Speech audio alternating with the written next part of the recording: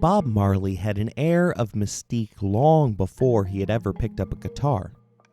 Around the age of 6, the boy had taken a liking to the practice of reading hands to determine a person's future. Those that remember him recount the freakish accuracy that came with the reading. His mother recounts for us a time when a woman known as Aunt Zen came by the shop to reveal that everything her boy had said was right. She goes on to claim that another man, Solomon Black, a district constable, came to the shop and stopped by, and as a little boy, Bob took his hand and started to look at him, started to tell him some things. And whatever he told him, the man said, "You might be taking it for a joke, but everything the child told me is right." We tend to laugh at the mystic arts, but The Atlantic took the practice seriously for an article it published in 2015 entitled "Palm Reading is Real." It turns out that the human hand contains a wealth of information. Because a baby's hands form early in gestation, researchers like to say that they amount to a fossilized record of early development, one that may provide insight into future well-being. For instance, hundreds of studies have found that compared with a man who has a shorter ring finger, a man whose ring finger is longer than his index finger is likely to have a more attractive face, greater athletic talent, and more children. A male whose index fingers are longer, meanwhile, is more prone to schizophrenia and early heart disease. Then again, he's less likely to be autistic or to have ADHD. Marley wouldn't have had access to any of this information as he was growing up uneducated and unloved on the streets of one of Jamaica's most notorious slums. But there did seem to be something special about the legendary singer from the very beginning of his life. When he was 7 years old, he proclaimed to everyone that he would become a famous musician when he grew up. That prophecy came true due to the singer's legendary appetite for working his way past every obstacle that was thrown in front of him. The more terrifying proclamation came about in 1969, when Marley revealed to his mother that he had a premonition that he would die at the young age of 36. Unfortunately, that prophecy also came to pass, with Robert Nesta Marley succumbing after a short fight against cancer in 1981. He had just turned 36 3 months earlier.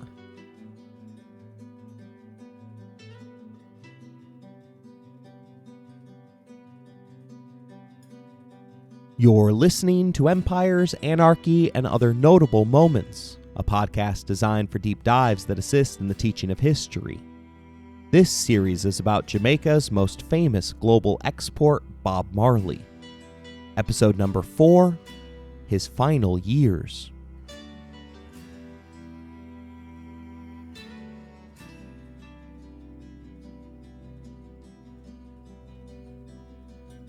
Despite the copious amount of marijuana inhaled by the Rastafarian, Bob Marley lived an incredibly healthy life. National Geographic reveals that to stay healthy and spiritually connected to the earth, Rastas eat a natural diet free from additives, chemicals, and most meat. The style of primarily vegan eating is known as Ital cooking. Rastas commonly say Ital is vital, pointing to how the diet got its name. Marley employed his own personal chef to travel with him at all times, and adhered to a strictly vegan diet for most of his adult life. The man that cooked for him also trained him, ensuring that the singer always remained fit enough to give everything that he had for 90 straight minutes during a performance. His workout regimen revolved around the world's most popular sport, soccer. Far Out magazine notes that whether he was at his own home, on the road, or even in the backstage area of a concert, Marley could often be seen with a football more than he could be seen with a guitar. It was a rite of passage for anyone in his circle to play a keepy-uppy game with him and his band. As Marley famously told an outside journalist who wanted to get to know the real person behind his mythical persona, "If you want to get to know me, you will have to play football against me and the Wailers." Many claim that his skill on the ball was good enough to rival his friend, tour manager, and resident muscle Alan Skill Cole, a man who is still known as perhaps Jamaica's greatest footballer. Some even go so far as to suggest that Marley would have been better off if he had chosen to pursue his athletic passion rather than focusing on the arts. He was a supporter of Santos, a Brazilian club, but paid close attention to the London club Tottenham after living for a number of years in England's capital. Sadly, despite residing in Chelsea, the Rastafarian never would have agreed with the statement that London is blue. The supporters of Ajax, the greatest club in Amsterdam, sing Marley's Three Little Birds during each and every single game. The tradition began during a friendly against Cardiff City in England. Fights were breaking out in the stands between the club's supporters, and the in-house DJ for Cardiff City was told to play something that would calm them down. Little did he know that 40 years later, the away side would still be belting out the fourth single released off of Exodus.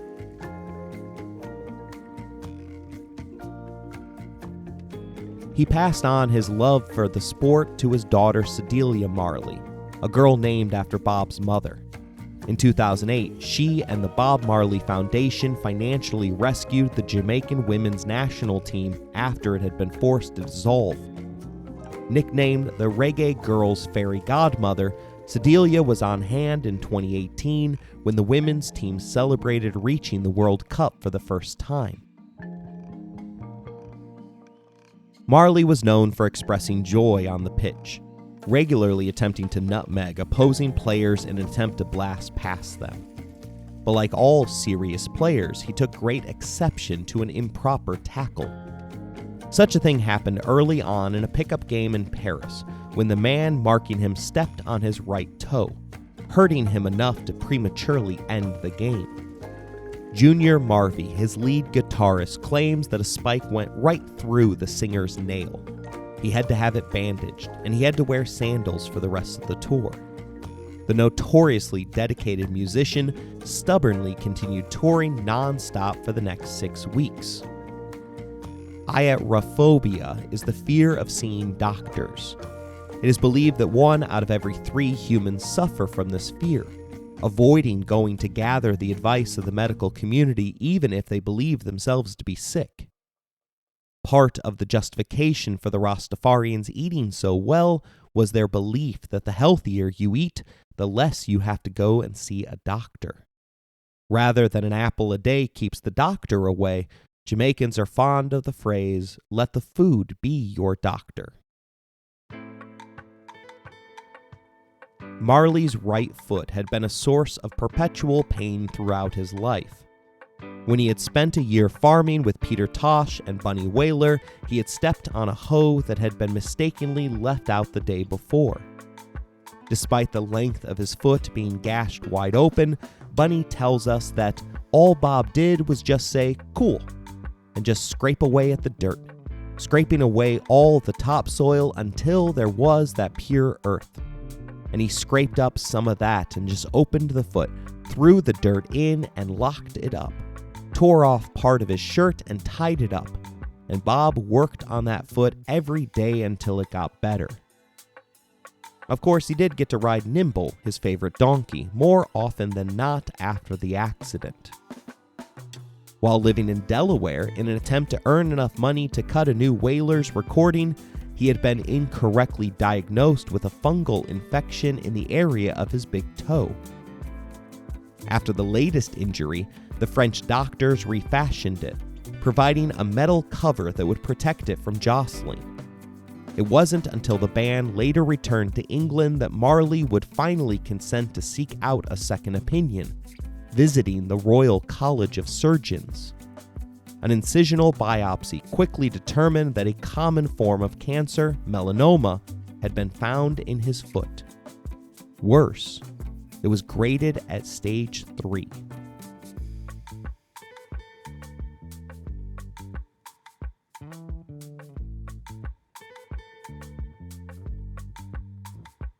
I assume that dermatologists aren't known far and wide for their humor. But one of the worst discoveries in the building up to recording this podcast was an article in the medical journal Clin Dermatol titled, "Don't Worry About a Thing. Every Little Thing Gonna Be All Right, Except for Acrolitiginous Melanoma." The authors claim that the article is intended to be a tribute to Jamaica's greatest export, but one wonders whether it's ever appropriate to joke about cancer, a disease of which everyone is either infected with or affected by via the fate of their friends and loved ones. The article reveals that little was known about melanoma within individuals of darker complexions at the time of Marley's diagnosis.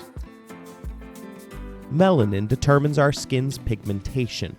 It also helps to protect you from UV radiation, the leading cause of malignant melanoma. The simplest way of thinking about it is, the darker you are, the more melanin you have within your system. As a product of a hasty biracial marriage, Marley was less protected than many other residents on an island that resides close to the equator, where UV radiation is at its worst. Growing up without any interaction from his father's family also may have doomed him, as the white Marleys of Jamaica had a long history of cancer residing within their DNA, something Bob Marley would have known nothing about. This doesn't mean that darker-skinned individuals are immune, however, and doctors have to this very day utilized Bob Marley regularly to point out the dangers of skin cancer to patients who possess significant amounts of protective melanin. The first doctor that Marley saw in the aftermath of the diagnosis suggested that he amputate his big toe in order to remove the cancer. But the captain of your toes is what grants us our ability to balance. Sadly, Marley put career concerns over his health and immediately rejected the idea on face value. The second set of doctors that he saw suggested that he ought to lose his entire right leg. Although this more extreme solution ought to have sent him scurrying back in fear to the doctor that merely wanted to take his toe, the Rasta man went with the least invasive of all of the options presented, a skin graft from his thigh to replace the small portion of his big toe which they operated on. Obviously, one's personal health choices are ultimately up to them, but this third option revolved around a lot of hope and prayer. Cancer technology still remained in its infancy, and although there wasn't any indication that Marley's melanoma cells had metastasized, doctors already knew by this point that more than 80% of cases had spread by the time of a Category 3 diagnosis. Chris Blackwell, head of Island Records, urged Bob to take one of the more extreme options, or at the minimum to seek out another opinion in America, which at the time was home to the world's leading cancer researchers.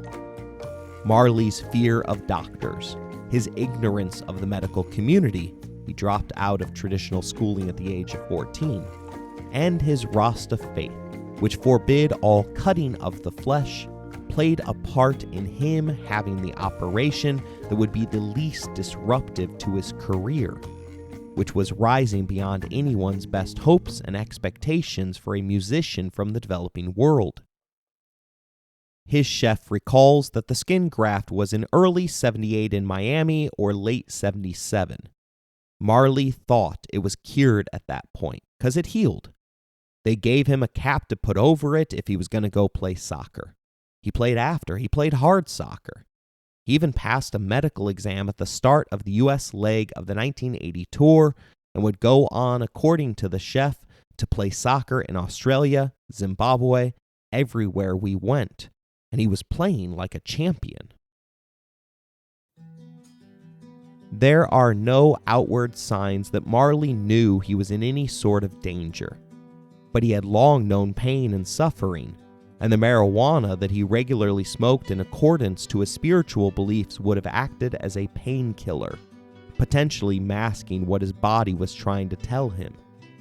Rather than worrying about it, historian Roger Steffens tells us that there is a deeply held belief that Rasta no deal with death. Even speaking of its possibility in a world of word sound power is to be avoided. Rastafarian elders were giving Bob advice about his illness, decrying Western medicine and promoting Rasta teachings and herbal remedies. Many of those closest to him had no knowledge of the disease.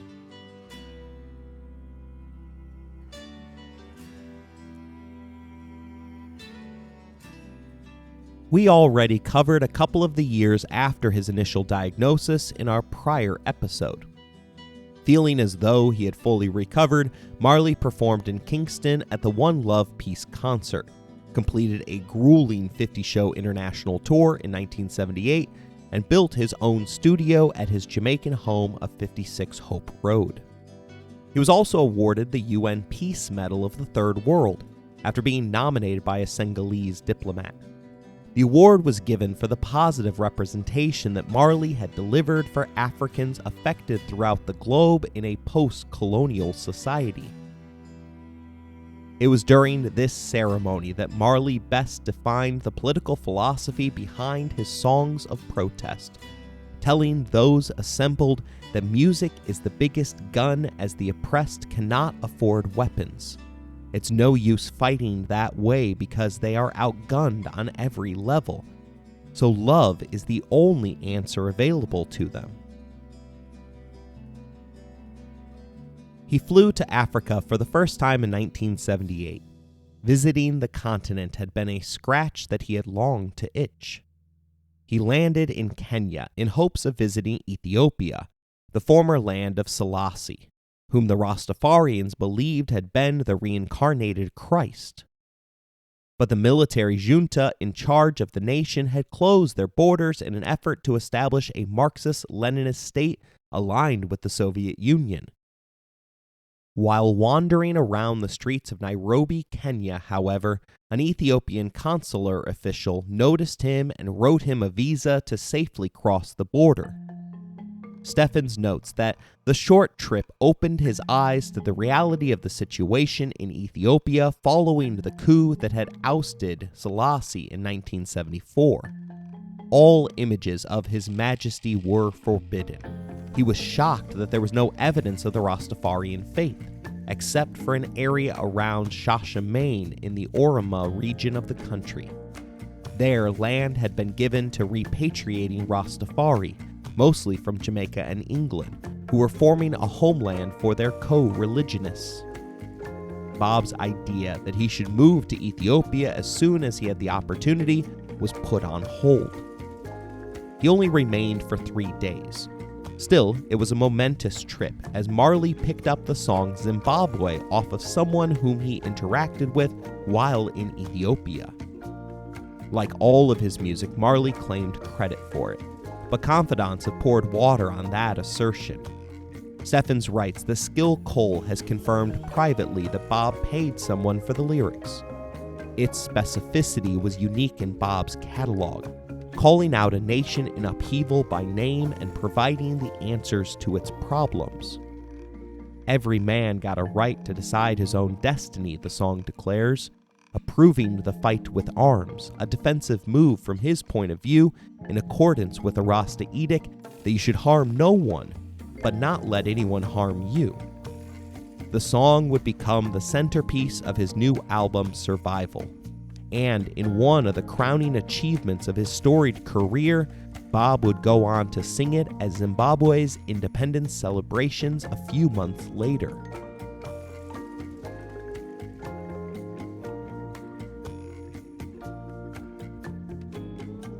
Zimbabwe had earned its liberation from the British Empire via the Rhodesian Bush War. Historian William Turner sets the stage for what was happening across Africa by writing that in the uncertainty of colonial withdrawal, a tide of Pan-African nationalism swept away colonial trappings, discovered through a stimulation of racial solidarity and shared blackness under the pressure of colonial control. This movement focused on decolonization and lobbied for the isolation of the white minority regimes of southern Africa. The movement, however, deteriorated into armed struggle as it moved through sub-Saharan Africa. By the end of the 1960s, the regional situation had become gridlocked. After a long and active guerrilla campaign, 10 major African liberation movements had failed to liberate any of the 4 imperialist areas: Angola, Mozambique, Rhodesia, and South Africa, who clamped down extensive repressive measures, broken the nationalists, imprisoned their leaders, and intimidated their followers. Resistance was futile and exile-based. Many insurgent organizations that mobilized naturally around Marxist ideologies were counterparts to colonial capitalism, but were divided by tribal loyalties and maintained different external partners. The stakes in sub-Saharan Africa almost immediately became international in scale, especially because of growing competition between imperial powers. Change seemed inevitable in Africa, and pundits agreed that the day of the European in Africa had passed. Marley's music highlighted a third way designed to bypass Western colonialism and communist oppression, and Zimbabwe literally became the anthem sung among the Zimbabwe guerrilla forces at their lowest moments. The chorus declares the need to fight, while simultaneously telling us that to divide and rule could only tear us apart. In every man's chest there beats a heart. So soon we'll find out who are the real revolutionaries. And I don't want my people to be tricked by mercenaries. Finally, the outro declares a desire to set up the future in Zimbabwe. But only if Africans liberate Zimbabwe, for every man has got a right to decide his own destiny. Robert Mugabe was the leader of the freedom fighters. Unfortunately, as the New York Times notes, Mr. Mugabe, who sought to overturn the majority's racially defined status as third-class citizens in the country of their birth, drew inspiration from Mao's doctrine of liberation through the barrel of the gun. The prevailing political orthodoxy he embraced favored one-party states, not democracy. Once secured, power was rarely given up voluntarily. While his reign as Zimbabwe's first prime minister began with Bob Marley, it ended in dictatorship and death. But at this moment in our story, the fight for liberation was ongoing, and the Wailers were merely watching the conflict from afar while on tour to support their latest album.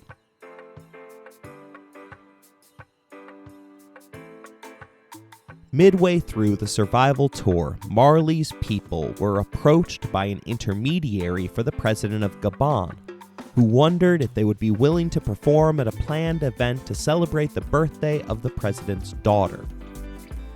First of all, Marley rarely said no to any favor. Those close to him believed that his constant state of activity designed to please others contributed to his early demise. Second, Bob had clearly desired to enter into a long-term relationship with Africa. She was a love that continually called him. Third, rarely do you get to rub elbows with true royalty, particularly black African royalty. They flew in shortly after the New Year's celebrations, met with the king, and set up in a beachfront hotel. Marley was immediately himself, opening up the five-star hotel to anyone who wished to see it, no matter how poor they may have been. The trip opened up the band's eyes to the struggles facing Africa. Judy Mowatt, a background singer who had been with Bob for his entire career, explains that it was my first time in Africa. I was expecting to see African people speaking in their own tongue. But then Gabon was a French territory, so they spoke French. I was hoping to see African people ruling their own destiny there. I wasn't expecting to see people, not that they are colonized, but they weren't free. There were people that were unemployed, and there were people that were employed who were menially paid. Their wages were very, very low. And when I went to the marketplace, I saw the people. They didn't have refrigeration for their meat, and I saw their meat turn blue, and they were still selling it. Even for someone who knew firsthand the challenges that Trenchtown presented, was appalled by the state of affairs in Western Africa. These challenges aren't surprising to anyone who listened to our very first series regarding the African slave trade. The fiscal military state and the cycle of violence and oppression which followed resulted in the kingdoms of Africa participating in the slave trade, tearing the social fabric of Africa asunder in the process. The exploitation of the continent's most productive workers in exchange for destabilizing factors such as guns and alcohol furthered the damage, resulting in a tradition of African big man dictators. Then, just as some parts of Western Africa were recovering, imperialism knocked Africa out for the count. Without fixing any of the underlying problems that had been created, European nations subsequently abandoned them in an act of generosity, in their mind at least. Now these newly formed nations were expected to find their way after having been granted, in some cases, the right to rule themselves. It was during this trip to Gabon that Bob Marley became aware that Don Taylor was double-dipping on the band's profits, having set up his own travel agency before the tour. That agency only sold tickets to the Wailers, and happened to do so at absurdly high rates. This shouldn't have surprised anyone listening, as Don Taylor, a Jamaican who had previously managed Marvin Gaye, was quite corrupt. He had come the closest to dying during the assault on 56 Hope Road. One of the leading theories for the attack had been retribution against Taylor, rather than an assassination hit on Marley. In the raid, Taylor took 6 bullets to his legs and torso. Those that implicate him as the target point out that he was deeply in debt to some of the worst people on the island, and that one of the gunmen hesitated upon seeing Marley before unloading on Don Taylor instead. Those who believe that Marley was in fact the target, however, point to the musician hiding behind his significantly larger manager in a mostly successful attempt at using him as a human shield. In his own recollection, Taylor claims to have been present with Marley at the gangland execution of the would-be assassins, where, according to him, one of them confessed that they had been put up to the task by the CIA. The difficulty with liars comes in the fact that you can never trust them to tell the truth. The uncovering of the airline scheme touched a nerve. Showing an anger that hadn't been present for the last decade, the Rasta's men held Taylor by his ankles from a balcony in order to coax a confession from him. Rolling Stone describes how he was able to turn pain into producing, writing that in response Marley wrote the spooky bad card, a venomous screed against a friend who reveals himself to be a sneaky con man. Unfortunately, due to the fact that the song was released in an election year, the song was quickly adopted as a campaign song by the incumbent People's National Party, who were themselves, as politicians, among the most notorious of con men Jamaica produced. The band's adventures in Gabon came to an abrupt end when their guide caught them smoking herb. He started the process of shipping them out, but Bob's popularity and the fact that he was scheduled to perform that evening threatened to produce a riot. The Wailers were allowed to complete their contract, but were then quickly ushered out after the performance. Their time away from Africa wasn't long, as they were invited to return and perform at the Zimbabwe independence celebrations in April of 1980. After 15 long years at war, Mugabe's bush warriors had emerged victorious. By this point, Marley was fully aware of the challenges of performing on the African continent. Yet war-torn Zimbabwe was the most desolate destination he had ever visited. He was so moved that his song had become the rally cry for those who had won the struggle to overthrow European oppression that he personally financed the entire trip. That wasn't just the flights, hotel, and food, as he literally paid to build a stage fully equipped with state-of-the-art lighting and sound and had it shipped across the Atlantic for him to perform on. Bob Marley had always been generous, giving away a small fortune each and every year to those who were in need. The Rastafarian faith believes that all humans are part of the original 12 tribes of Israel. Marley's particular tribe is identified as Joseph, who was known for feeding the children of Israel during their 7-year exile from Egypt. For those who like to try and see divinity present within our world, Marley himself happened to have spent 7 years of his life touring international lands, feeding his audience with spiritual sustenance. Colin Leslie was his business manager, and thus in charge of writing out the checks to fulfill Marley's charitable wishes. He recalls the neighborhood being filled with people, overflowing into the streets and down the sidewalks. In the late hours of the night, Marley would be interviewing them, finding out what their particular needs were. In a video tribute, Chris Blackwell claimed that Bob was responsible for the support of 4,000 people, but Leslie believes that this is a severe underestimation. His lover Cindy Breakspear claimed that people begged him for things every day, whether it was money or whatever, and he gave whatever to whoever. He didn't prize material things, she tells us, and he didn't prize money. He always dressed in a way that looked like he didn't have 2 cents to rub together. He loved his jeans. They were the only thing he cared about. One shoe laced up, the other open. One tongue hanging out, one sock up, one down. Rude boy. And that was really too part of the essence of Bob, that he was so unaffected. He gave a lot of money away. He gave his dinner away. Whatever it was the people required of him, he gave it.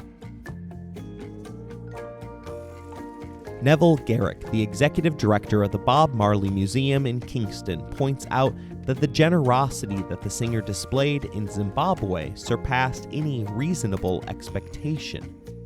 He tells us that although Bob was no millionaire, he felt a commitment that because the invitation had only been for Marley and 2 others, it was all that the new country could afford at the time. His decision to build a stage allowed him to perform a second free concert for the regular people of the nation, rather than just the government dignitaries. Their inability to have performed a free show for impoverished people had been the band's biggest regret in Gabon.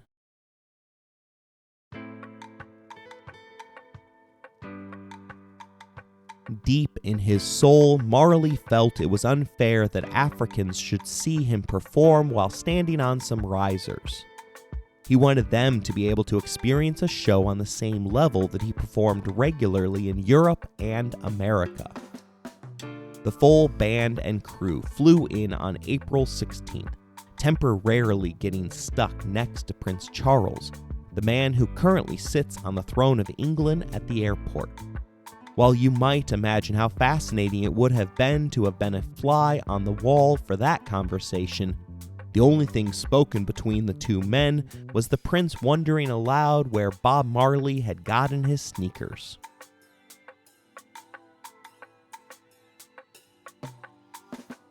Marley's entire entourage stood in amazement as they politely observed 300 men and women practicing for the coming Independence Day festivities.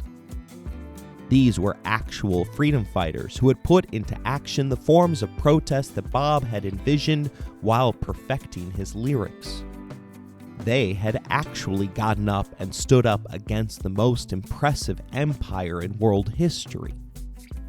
Rather than speaking a foreign tongue like those he had met in Gabon, These men and women sang revolutionary chants with strictly African rhythm and style. Dara Tompkins was beside Marley and recalls that he was staring directly at the soldiers and had tears in his eyes. These were tears of the deepest and highest respect from one committed freedom fighter to another. When their hotel turned out to be substandard, they shacked up with a wealthy local named Job. Tompkins remembers that they were in a home where no one knew the address, with no phone and no one attending the group other than the house help. They performed towards the end of the festivities, with Marley declaring, "Greetings, brothers and sisters of Zimbabwe. Bob Marley and the Wailers give thanks for the invitation to your independence celebration. One love, Rastafari, yeah, Rastafari lived," before shouting out "Viva Zimbabwe" 3 times to those that had assembled. Positive vibration was followed by Them Belly Full and roots rock reggae. But disaster struck in the middle of I Shot the Sheriff, as tear gas was thrown towards the stage, causing a stampede. Bob's wife Rita quickly grabbed their sons Ziggy and Stefan and desperately sought out water to wash their eyes out. The last person remaining on the stage was Bob Marley. As he had proven during the Smile Jamaica concert, he was fully willing to die a martyr on the stage that he loved. No one knew what was going on. Zimbabwe had just finished a violent 15-year fight against the British. But this was designed to be a peaceful exchange of power, one that the Crown Prince was personally in attendance for. It turns out that the chaos was caused due to a misunderstanding outside of the gates, with a large number of actual guerrilla freedom fighters having been denied entrance to the venue. When they heard the crowd singing, "But I did not get the deputy," it was too much for them to bear. Differing accounts exist for who fired the tear gas, with some placing blame on those that sought entrance, while others claim that it was the government's security forces attempting to deny their entrance. Either way, it was eventually settled, and Marley returned to the stage, albeit without his wife and kids. Tompkins explains what happened after the set, as Job and their other hosts all left Rufaro Stadium to attend the celebratory balls. The rest of us were left with a truck and a driver who could not drive a manual transmission vehicle, so everybody who could help had abandoned the Wailers. To make matters worse, we didn't know where we were staying. We didn't know which street Job lived on, and we did not know what section of the city. Nobody knew a thing, and there was nobody to ask. Bob Marley had just finished the most important performance of his career, and we had no way home.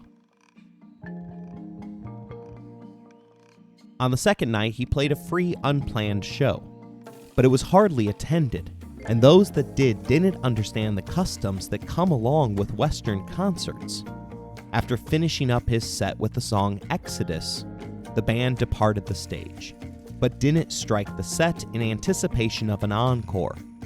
But the people of Zimbabwe had no concept of what an encore was.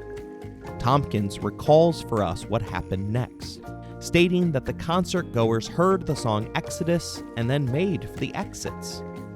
Anywhere else, people would be begging, hammering, and clamoring for more, and they just politely said, "Thank you, Bob Marley. Okay, it's over. Bye." To add to the comedy, Marley made just one request of his hosts, asking them to take him to see the lions.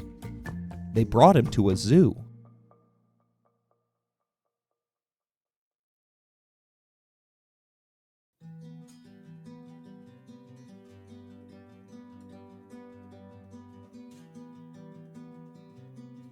There is no sign that he knew what was coming while recording it, but when he returned home, he worked on what would be his final album, Uprising. Justin Chadwick, writing for Albinism, tells us that the album explores the inherent conflicts between the spiritual and secular worlds. More than any of the band's previous works, Uprising is an album propelled by heightened introspection and duality.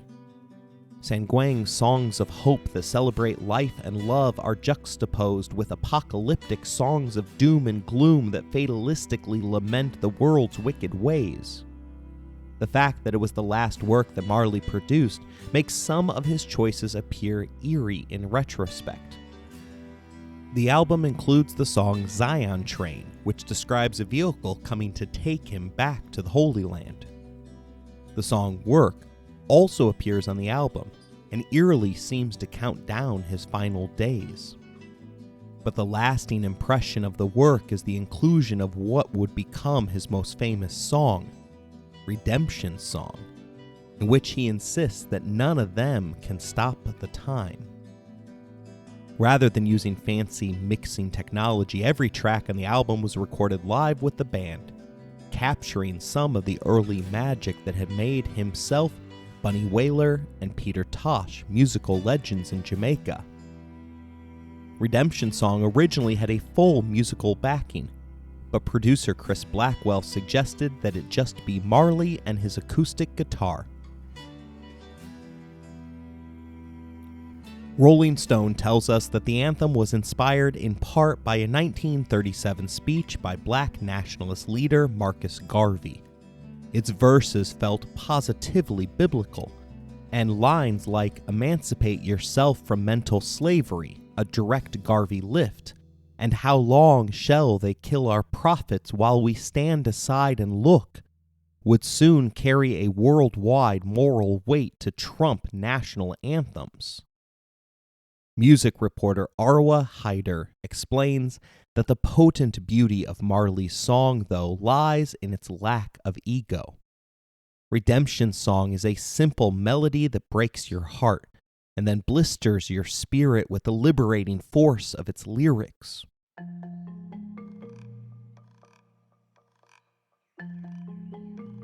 He continued his non-stop work routine, performing to the largest audience of his career in the famous San Siro soccer stadium in Milan. Stephan points out that Pope John Paul II had appeared there just the week before, but had failed to draw the same crowd as the Rastafarian had. The release of this album and the supporting tour finished the terms enshrined in his legal recording contract. Marley was finally free to direct his own destiny and was expected to receive one of the largest recording contracts in history. But it never came to be. In a crazy outreach effort to the African American community, a group that he desperately sought to be accepted by, Marley made a unique deal with the New York radio station WBLS. They agreed to play his song, Could You Be Loved, every hour on the hour for 3 straight months. In return, he would open up for the Commodores, an aging band fronted by Lionel Richie. It seemed like a great pairing, as the Commodores were unable to draw any white audience members, while the Wailers had similar issues attracting African Americans to their live shows. The only issue was that the Commodores would be the headliners, something that was comical based upon where the bands were at the moment. Still, Bob agreed to the unorthodox deal, and when it came time for the concert, Marley did his thing, as he always did, and blew the roof off the place. But Madison Square Garden looked like a ghost town after they were done, with the audience not bothering to stick around for Richie's main act. Despite the rage hurled at them by the Commodores, the Wailers would have viewed the Madison Square Garden show as a complete success. But soon after, disaster struck, as Marley collapsed while going on a routine jog in Central Park in preparation for one of his standard pickup soccer games. His crew got him immediately to Mount Sinai Hospital. The most renowned cancer doctor on the planet personally performed the scan, which, in the words of his former producer Danny Sims, revealed more cancer in him than any living being. It had spread to his lungs as well as to his head. His doctor presented some gallows humor as he broke the news to Marley's closest attendants, telling them that had the singer amputated his big toe, he would have lived longer than everyone in the room. The diagnosis of 3 months left to live meant that the next show in Pittsburgh would be Bob Marley's last. Despite the sentence that now hung above his head, the workaholic went through his normal routine, personally going about the sound check, which lasted for hours. He and his friends played keep-upsies with a soccer ball during the downtime, just as they always had. His guitarist Junior Marvin remembers the show going off flawlessly, with Work as the final song performed within a medley of Get Up, Stand Up. It was a fitting send-off to a man who had dedicated his entire life to his work.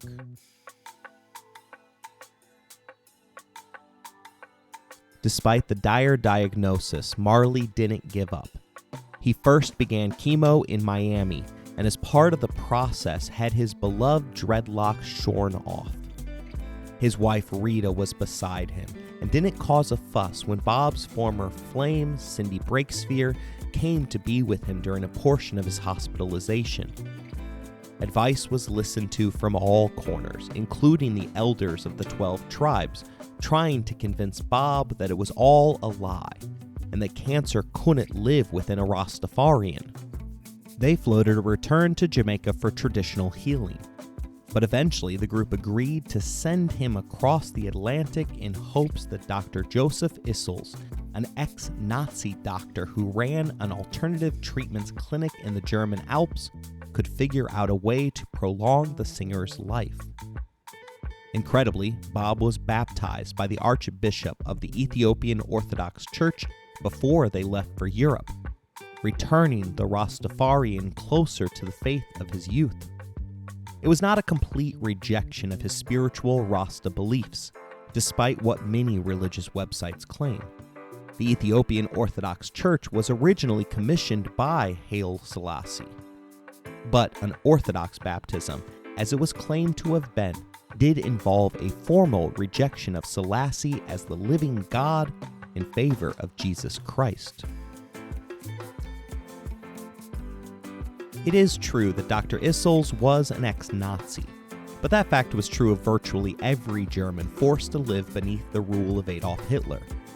Issels was a member of the SS, having joined it in hopes of advancing his career prospects. He resigned in 1938 after being ordered to stop treating Jewish patients, and thus avoided the worst portions of the SS's war against the Jews.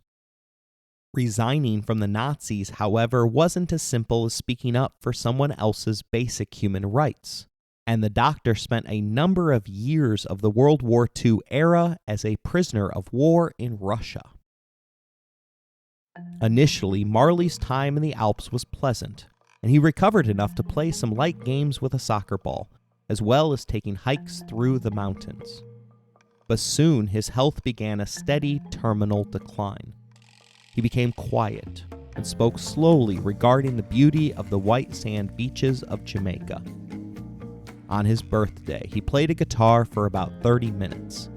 It was about all that he could muster. They presented him with a cake that declared him the reggae king. But unfortunately, the cake maker had spelled reggae incorrectly. That was how he celebrated turning 36. The age which more than a decade earlier he had claimed would be his last. A few months later, Dr. Issels declared that there was no more that he could do for Marley and discharged him. The singer intended to eventually return to Jamaica, but instead found himself in intensive care in Miami. It was during this time that he said goodbye to his kids and other various family members. Unfortunately for all involved, he refused to sign a last will and testament, which meant that a lengthy legal fight regarding his wealth and catalog rights ensued. He passed away peacefully within that Miami hospital on May 11, 1981.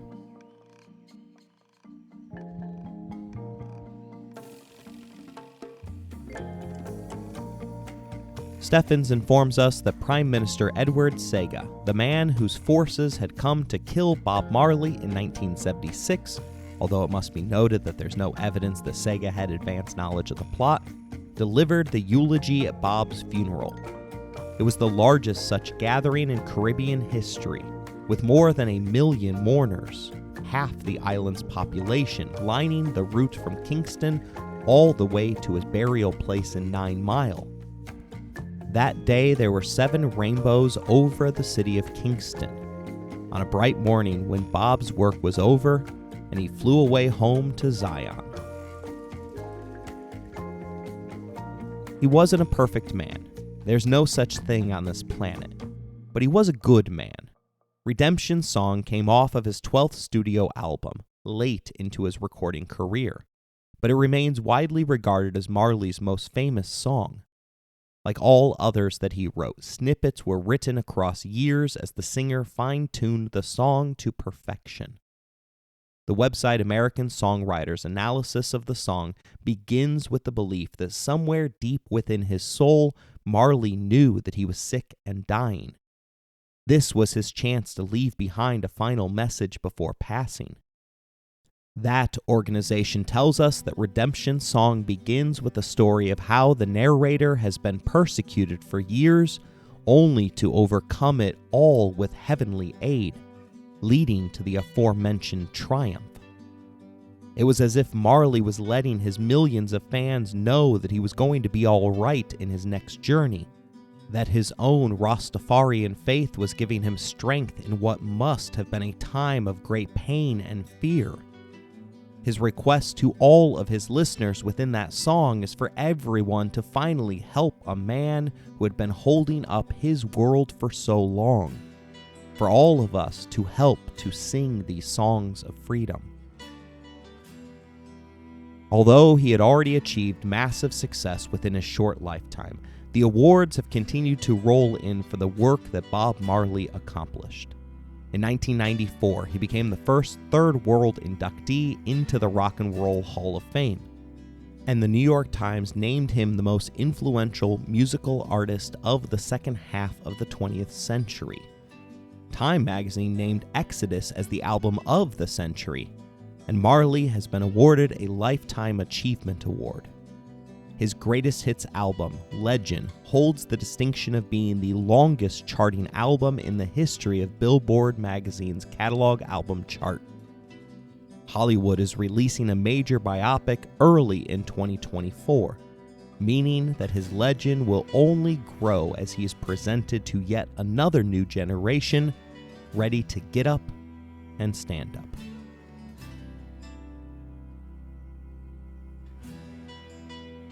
I hope you enjoyed today's episode. If you want to interact with the show, you can email us at resourcesbylowry@gmail.com. If you would like to financially support the show, please look in the description for more information. As always, thank you for listening, rating the show, and spreading the word.